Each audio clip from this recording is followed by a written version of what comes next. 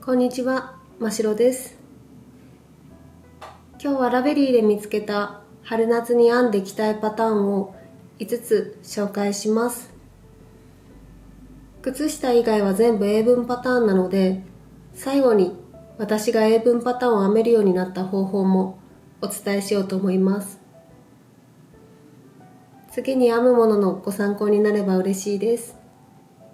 よかったら最後までご覧ください。では早速紹介していこうと思います。一つ目はペティニットさんのポピーティーです。こちらは英文パターンで必要な糸量は784から1568メートル。毛糸の太さはスポーツと書かれていますが、DK やフィンガリングとモヘアを組み合わせて編んでる人もいて、いろいろアレンジができそうです。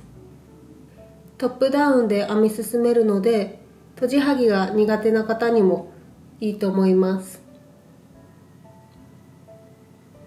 デザインもシンプルで可愛いですよね。ほんと可愛い。スカートでもズボンでも何でも合いそうなパターンだなって思いました。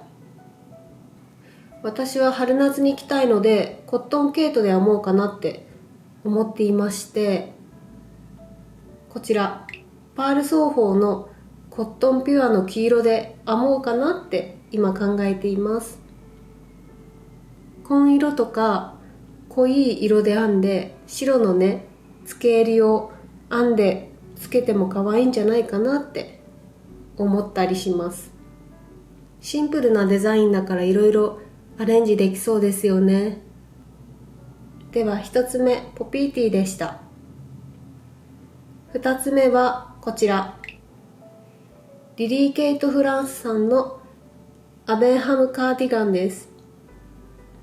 こちらも英文パターンで必要な糸量は721から1405メートル。毛糸の太さは袖の部分がレースで、メインの部分はフィンガリングを推奨されています。この袖の部分とかは軽い糸で編んだらこちらのデザインみたいにふわっとするとのことなんですけど、他の太さの毛糸にしたら見た目が少し変わってくるみたいです。こちらはトップダウンで編んでいって、ボタンを閉めると体にフィットする感じで着れるとのことでした。もうね、このパターンを見つけた時に可愛すぎるって思って速攻お気に入りに登録しちゃいました。袖がねふわっとしているので二の腕が細く見えそうですよね。私はリリー・ケイト・フランスさんが編まれているこのピンクの毛糸で編んで、白っぽいタイトスカートで着たいですね。今はねタイトスカートは履けないんですけど、赤ちゃん産んだ後にダイエットして履こうと思います。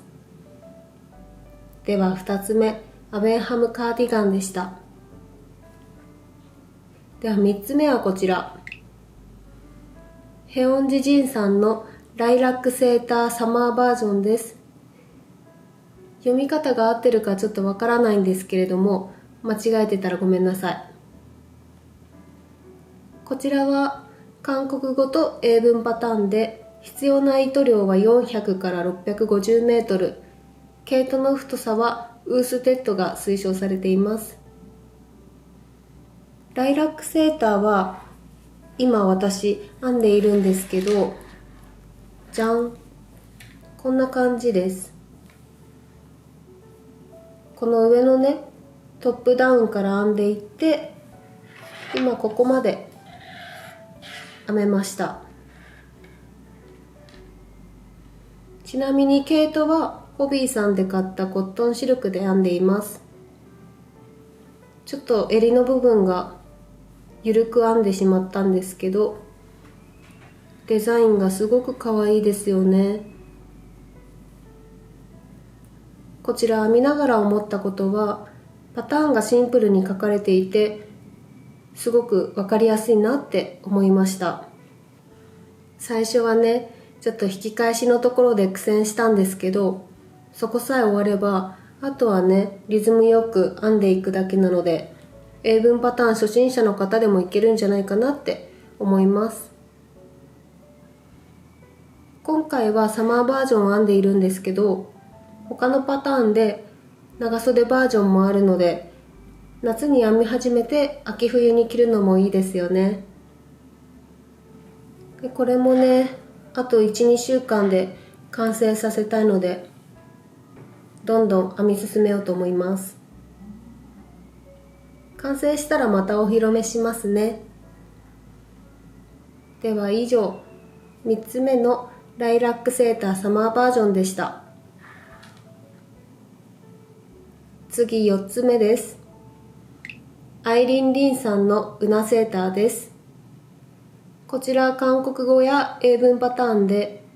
必要な糸量は1120から1680メートル。毛糸の太さは DK を推奨されています。このポワンとした袖とかリブのところでキュッてなってるのも本当素敵だなって思いました。こちらは夏に編もうと思ってもうパターンは買ったんですけど、編み方がねシンプルにまとめられていてすごくわかりやすいなと感じました。写真ではねちょっと半袖っぽいんですけど、こちら長袖に調整できたりするので、完成しそうな時期に合わせていろいろ調整できるのがすごくいいなと思いました。アイリン・リンさんはね、他のデザインも素敵なものばかりなので、いろいろ編みたくなります。4つ目、ウナセーターでした。最後、5つ目です。5つ目はこちら、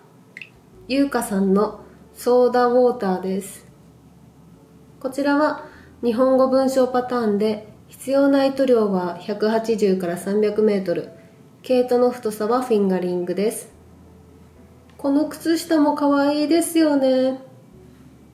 レース模様がね、すごく可愛くて、夏でも履き心地が良さそうな靴下ですよね。私は以前に優香さんのセンスオブワンダーの靴下を編んだんですけど、これもね、いい感じに透けていて、涼しくてすごく履き心地がいいです。優香さんの文章パターンはすごくわかりやすいですし、ここってどうやって編むんだろうって思ったところに編み方動画があるので、確認しながら最後まで編むことができました。靴下初心者の人だったり、文章パターン初めての人にもいいんじゃないかなって思いました。以上5つ、春夏に編んできたいラベリーのパターン紹介でした。こちら5つのパターンは概要欄にも記載していますので、気になった方は概要欄をご覧ください。では最後に、私なりの英文パターン攻略法をお伝えしますね。私は西村智子先生の編み物英文パターンハンドブックの本とチャット GPT、iPhone の翻訳機能の3つを使いながら編んでいます。まずは英文パターンのハンドブックの本なんですけれど、私はこちらの電子書籍を買いました。56ページから用語が載っていて、頭文字から編み方や意味を調べることができるんです。英文パターンって略語で K1 とか P2 とか書かれてるんですけど、例えば K の意味を知りたいってなった時に、この用語集からすぐ調べることができましたし、すぐにね理解して次に進むことができました。棒編みとかぎ針両方の用語が載っていまして、これ一冊手元にあると調べる時間が短縮できて快適だなって思いました。次はチャット GPT の私なりの使い方です。参考動画を貼りますね。英文パターンでわからないところをコピーしてチャット GPT にペーストします。そして最後に詳しい編み方を教えてって書けば教えてくれます。わかりやすく教えてくれるんですけれど、時々ね、間違えているので、そこだけは注意が必要です。少し違うなって思うときは、チャット GPT になんでそうなるのか聞いたり、携帯の翻訳機能を使ったりしています。iPhone の場合なんですけど、翻訳機能の使い方は、わからない英文を選択して、上にタブがあって、そこに翻訳っていうのがあります。